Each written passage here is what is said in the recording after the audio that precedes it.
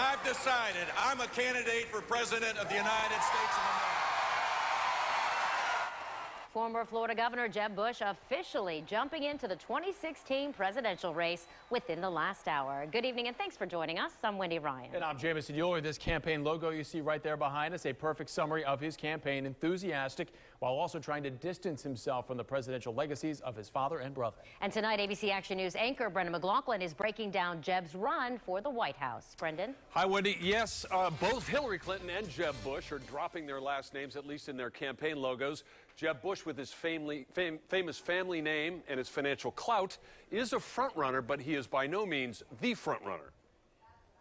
It is just the place to be in the campaign that begins today. Well known in Florida, Jeb Bush now has to sell himself to the nation as a candidate with a vision distinct from his father and brother. The question is whether the public is weary of establishment candidates.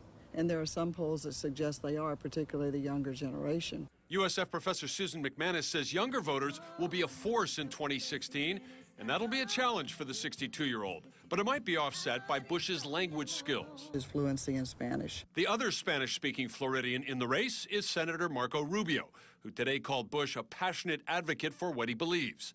Once a party favorite with 21% support among conservative voters in March, Bush now polls at 10%, putting him in the middle of the pack. His late entry into the race allowed him to line up major donors, but it cost him momentum. I think he has to figure out a way to get momentum back.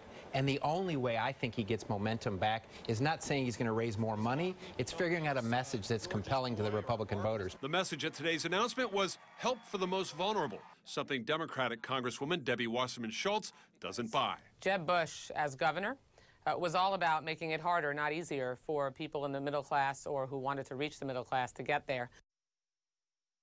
Well, from Miami, Jeb Bush travels to the early primary and caucus states of New Hampshire and Iowa, where he trails other Republicans, notably Scott Walker of Wisconsin. Wendy?